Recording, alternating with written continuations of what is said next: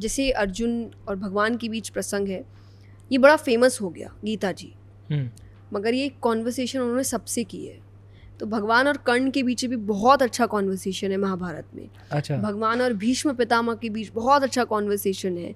भगवान और द्रोणाचार्य के बीच बहुत अच्छा कॉन्वर्सेशन है। तो सबने अपने अपने क्वेश्चंस पूछे थे और भगवान ने इतने सुंदर आंसर्स दिए हैं सबको। हाँ। तो जब कर्ण की बात आती है तो कर्ण ने भगवान से कहा कि आप गलत कर रहे हो, आप मेरी लाइफ देखो, कितनी टफ, क्षत्रिय होके भी क्षत्रिय की लाइफ नहीं मिली मुझे, इतने बड़े राज्य का ओनर होके भी कैसी लाइफ जीनी पड़ी मुझे, ये गलत वो गलत, अर्जुन ने मेरी बेइज्जती करी, उसने मेरी बेइज्जती करी, एकमात्र दुर्योधन ने मेरा साथ दिया जी, तो फिर मैं उसका साथ दे रहा हूँ तो क्या गलत है। तो भगवान ने हंसते हुए कहा कि तुम्हारी लाइफ में बहुत गलत हुआ, बड़ी बातें कर रहे हो, किसको बता रहे हो, मेरे को, जिसके पैदा होने से पहले उसको लोग मारने खड़े थे जी, जिसके पैदा होते उसको उसके माँ बाप से अलग कर दिया, फिर एक छोटा बच्चा माँ बाप से अलग होकर दूसरे घर गया, वो वहाँ जीवन सेटल कर ही रहा है कि तुम आए दिन कोई ना कोई दैत्य भेज रहे हो मुझे मारने के लिए। फिर वहाँ थोड़ा प्यार बना ही था मेरा, 11 साल के तक तो भगवान यशोदा मैया के पास रहे, 11 साल में बॉन्ड बनता ही है कि बच्चा समझदार भी हो रहा है तो उसका मैच्योरिटी वाला बॉन्ड बन रहा है। तुम फिर ले आए मेरे को, बोले नहीं अब वापस अपने वाले माँ बाप के साथ बॉन्ड बनाओ। चलो यहाँ बॉन्ड बनाने की कोशिश की, उन्होंने कुछ समय बाद ही गुरुकुल भेज दिया, फिर बोला नहीं यहाँ पे काम है, गुरुकुल में 1 साल भी पढ़ने नहीं दिया, गुरुकुल से वापस बुला लिया मेरे को, वहाँ मेरे दोस्त सब कुछ, मेरी शिक्षा अधूरी रह गई, फिर यहाँ मुझे जिम्मेदारियाँ दे दी, यहाँ कभी इसको मार रहा हूँ कभी उसको मार रहा हूँ, फिर कंस को मारने की वजह से जरासंध अगेन, तो भगवान के दुश्मन कम नहीं थे। तो भगवान ने ब्रज से या वृंदावन गोकुल से इसलिए कनेक्शन नहीं रखा था क्योंकि उनको पता नहीं था कि इतना कनेक्शन है। अगर उनको भनक लग जाती तो उनको सबसे इजी वे होता भगवान को हराने का, उनको परेशान करो जी, क्योंकि भगवान उनसे बहुत प्यार करते। तो भगवान मिले ही नहीं। वाह। कि किसी को खबर ही नहीं लगनी चाहिए कि मेरा उतना कनेक्शन, उनको लगना चाहिए कि इसका कोई कनेक्शन, तो आया उठ के चला गया, कोई याद नहीं करता, कोई मिलता नहीं। तो उनकी सेफ्टी के लिए भगवान ने उनसे नहीं मिला, लेकिन फिर भी भगवान गोपी उद्धव संवाद आता है तो भगवान ने उद्धव से यही कहा था कि तुमको लग रहा है मटेरियलिस्टिक वर्ल्ड में उन आँखों से तुम देख रहे हो मैं नहीं मिल रहा, पर मैं तो वही हूँ जी।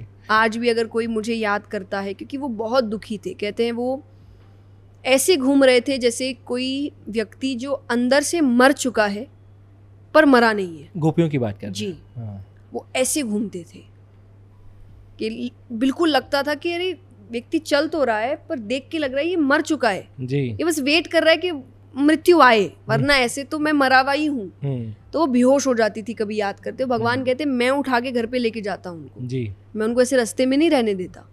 तो तुम्हारी नज़रों से मैं वहाँ नहीं हूँ, मेरी नज़र से मैं वही हूँ अभी तक। तो मैं, लेकिन मैं ओपनली नहीं दिखा सकता मैं वहाँ हूँ, इसलिए भगवान गए नहीं। फिर महाभारत हो गया, गीता का ज्ञान हो गया, द्वारिका नगरी, मथुरा छोड़ दिया। भगवान कहते कितनी मुश्किलें, पर तुम्हारे जीवन में मुश्किलें हैं, ये तुमको लाइसेंस नहीं देता दूसरों के साथ गलत करने का जी। तुम सबके साथ गलत कर रहे हो ये सोच के कि मेरे साथ गलत हुआ, तब तो तुम्हारी जिम्मेदारी बनती है कि जो मेरे साथ हुआ वो किसी के साथ नहीं होना चाहिए। तुम तो बिल्कुल उल्टा कर रहे हो उसका। तुमने कहा मुझे तकलीफ पहुंचाई, अब मैं सबको तकलीफ पहुंचाऊंगा, तो तुम गलत कर रहे हो। मेरे साथ भी गलत हुआ, मैं तो नहीं दुनिया को ख़त्म करने निकला हूँ, मैं तो नहीं अधर्म का साथ दे रहा हूँ जी। और यहाँ तक कि इतनी सुंदर तरीके से महाभारत का युद्ध किया, अंत में श्राप भगवान को ही मिला जी। गांधारी माता जो कौरवों की माता, उन्होंने एंड में भगवान को ही श्राप दिया कि सब तुम्हारी वजह से हुआ, तो जैसे मेरे बच्चे मर गए तुम्हारे भी सारे बच्चे मर जाएंगे जी। कोई नहीं बचेगा तुम्हारे वंश में। वो भी भगवान ने मुस्कुराते हुए लिया, वरना भगवान इतना सुंदर जवाब दे सकते थे कि देखा जाए तो अंधे सिर्फ धृतराष्ट्र थे जी। गांधारी माता ने एक सिचुएशन की वजह से आंख पर पट्टी बांधी थी कि मेरे पति ऐसे हैं, सिचुएशन ही थी ना जी। आज भी सिचुएशन थी कि मेरे बच्चे गलत जा रहे हैं, वो चाहती तो पट्टी खोल सकती थी जी। नहीं खोला। भीष्म पितामह के लिए भी भीष्म पितामह ने कहा मेरी प्रतिज्ञा थी। भगवान कहते प्रतिज्ञा मेरी भी थी, शस्त्र नहीं उठाऊंगा जी। चक्का उठाया ना जी।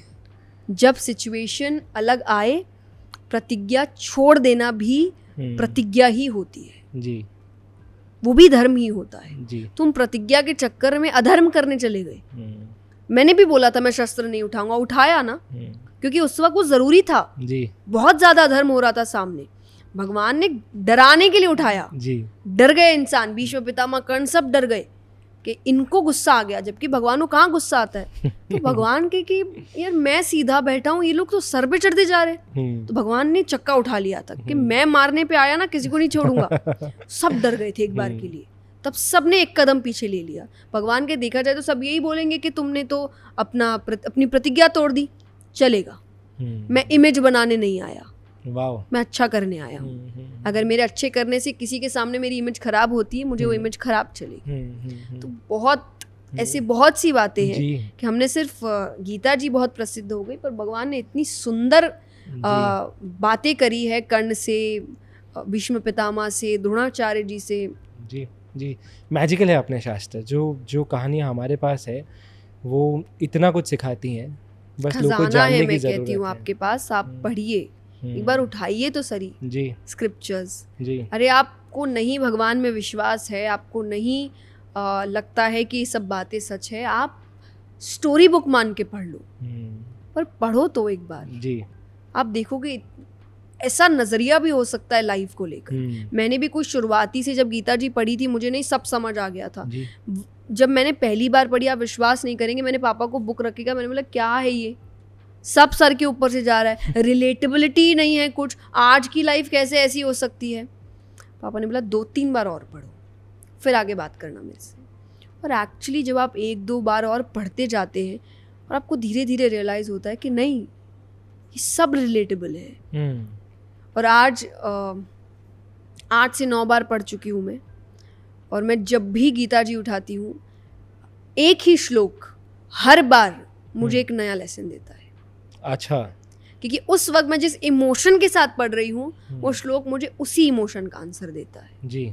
इसीलिए कहते हैं गीता जी में हर प्रश्न के उत्तर है। बिल्कुल।